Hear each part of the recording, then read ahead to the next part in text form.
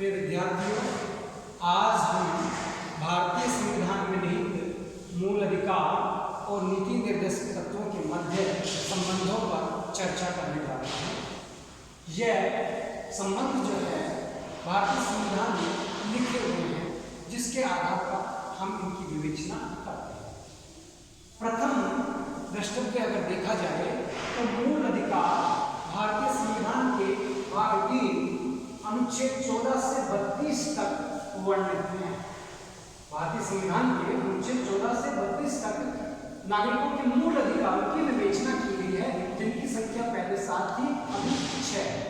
ऐसे भारतीय संविधान के भाग 4 के अनुच्छेद 31 से 51 में वर्णित नीति निर्देशक तत्व हैं, और नीति निर्देशक तत्व सरकार के लिए दिशा निर्देश है, जबकि मूल अधिकार नागरिकों के अधिकार हैं जो सरकार पर निषेध की व्यवस्था करते हैं। दूसरा, अगर हम इनमें अंतर देखें, संबंध पाए, तो मूल अधिकार का स्रोत कहीं ढूंढें कि मूल अधिकार कहाँ से भारतीय संविधान में समाविष्ट हुए, तो पहली बार नेहरू रिपोर्ट प्रकाशित हुई, जो ब्रिटिश शासकों द्वारा चुनौती भारतीयों को दी गई। उसमें नागरिकों के मौलिक अधिकारों का समावेश किया गया।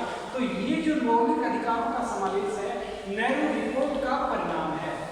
ऐसे नीति निर्देशक तत्व जो है, उसका अगर कहीं स्रोत ढूंढना चाहिए हम राष्ट्रीय आंदोलन में, तो कराची में जो कांग्रेस का अधिवेशन हुआ 1931 में, 1931 में कराची में कांग्रेस का अधिवेशन हुआ, उस अधिवेशन में पारित प्रस्ताव नीति निर्देशक तत्व का रूप लेते हैं। इसलिए अगर इतिहास में या राष्ट्रीय आंदोलन में देखना चाहें, तो दोनों के स्रोत भारतीय जो राष्ट्रीय आंदोलन है उसमें दिखाई देते हैं।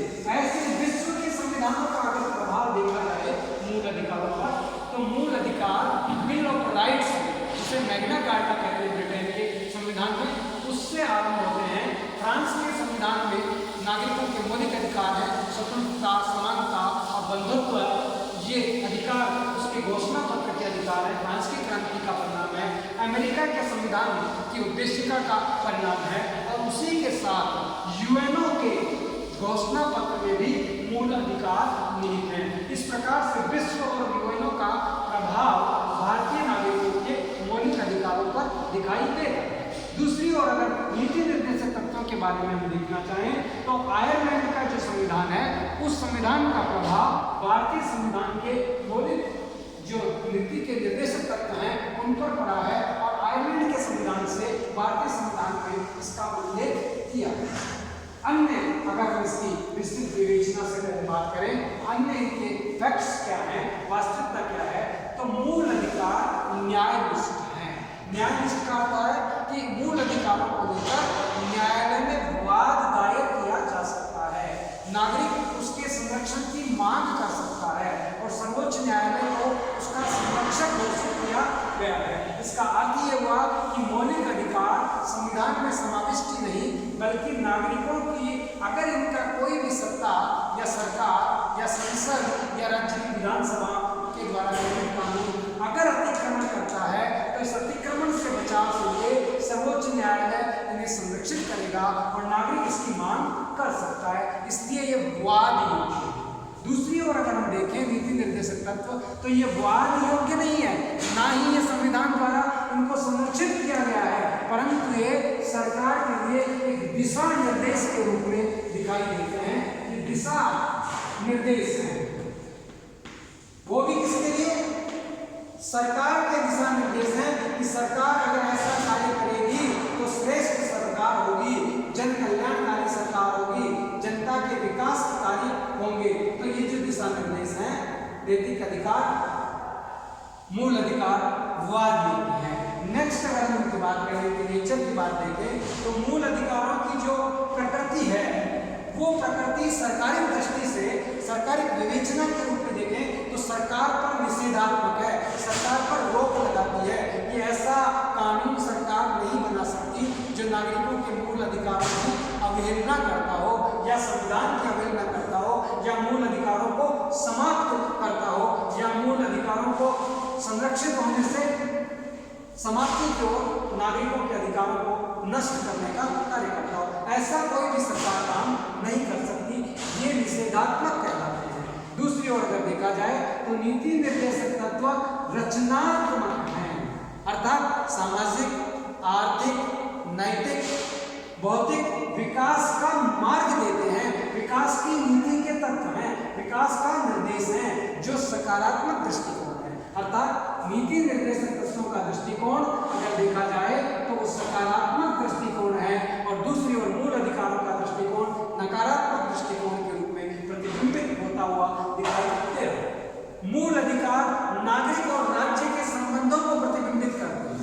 नागरिक और राज्य अर्थात नागरिक के और राज्य के क्या संबंध होंगे, सरकार के और व्यक्तियों के किस प्रकार के संबंध हैं, कौन से कार्य जो है सरकार प्रोटेक्ट करेगी और कौन से कार्य नागरिक जो है सरकार से मांग कर सकते हैं। तो व्यक्ति अर्थात देश का नागरिक और सरकार के संबंधों का निर्धारण मूल अधिकार करता है।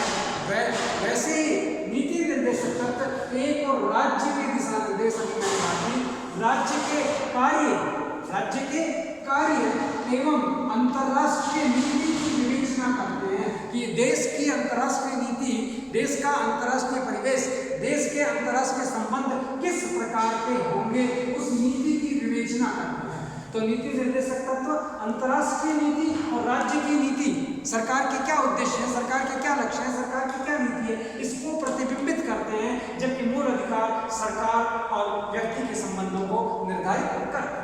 नेक्स्ट हम इस पर बात करना चाहें तो मैं आपसे बताऊंगा कि संविधान की जो स्थिति है, मूल अधिकार संविधान से शक्ति प्राप्त करते हैं, इसलिए ये सशक्त हैं अर्थात ताकतवर हैं। मूल अधिकारों के पास शक्ति है, संवैधानिक शक्ति, जबकि संविधान में नीति निर्देशक भी संविधान में उल्लिखित हैं, अध्याय 4 में लिखे गए हैं, परंतु इनके पास संवैधानिक शक्ति गौण है। अगर इनको क्रियान्वित करने के लिए, इन्हें लागू करने के लिए सरकार की इच्छा शक्ति पर निर्भर करता है, व्यक्ति की इच्छा शक्ति पर निर्भर नहीं करता है, जबकि ये व्यक्ति की इच्छा शक्ति पर संवैधानिक अधिकार प्रदान किए गए हैं। तो संवैधानिक दृष्टि से इनका जो स्तर है, इनकी जो व्यवस्था है, इनकी जो प्रकृति है, वो गौण दिखाई देती है नीति निर्देशकों की, जबकि मूल अधिकारों की प्रकृति संवैधानिक दृष्टि से सशक्त, ताकतवर और शक्तिशाली बाध्यकारी है, शक्तिशाली और बाध्यकारी है,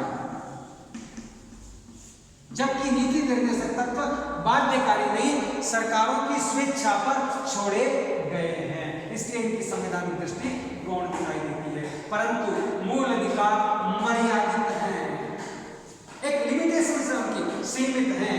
मूल अधिकारों पर देश की परिस्थिति, आपातकाल और युक्ति युक्त प्रतिबंध लगाए जा सकते हैं, जैसा हर मूल अधिकार के साथ कहा गया है। जैसे आपको सभा और सम्मेलन करने का अधिकार है, परंतु शस्त्र लेकर सभा और सम्मेलन करने का अधिकार नहीं है, हिंसात्मक विचार अभिव्यक्ति का अधिकार नहीं है, द्वेष के उत्पन्न करने वाले विचार देने का अधिकार नहीं है। तो अधिकार है बोलने का, पर किस प्रकार, लेख लिखने का अधिकार है, अभिव्यक्ति का अधिकार है, प्रकाशन का अधिकार है, पर आप ऐसा लेख नहीं लिखेंगे जो राष्ट्र के विरोधी होगा, जो राष्ट्र में दंगे उत्पन्न कर देगा। इसका मतलब उनकी मर्यादाएं हैं, उनकी सीमाएं हैं। तो मौलिक अधिकार मर्यादित है, मौलिक अधिकार सीमित है, मौलिक अधिकार स्थगित किए जा सकते हैं।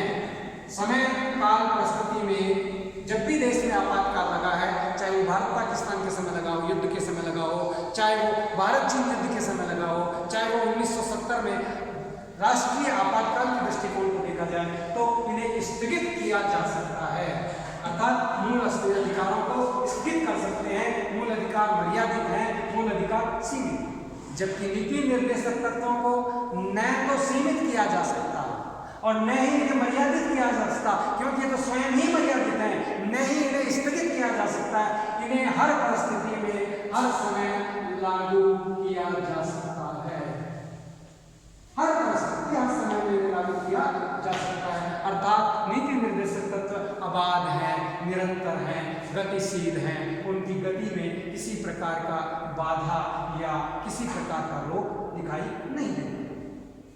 अगर हम फिर आगे अंतर करना चाहें, देखें, तो मैं आपसे बताऊंगा, उत्तम जीवन का दर्शन है मूल अधिकार। हर व्यक्ति के व्यक्तित्व का सर्वांगीण विकास करने के लिए उसे अधिकार प्रदान किए जाते हैं। भारतीय राष्ट्रीय आंदोलन अधिकारों के लिए लड़ा गया आंदोलन है। तो उत्तम जीवन, हर व्यक्ति का विकास और उत्तम जीवन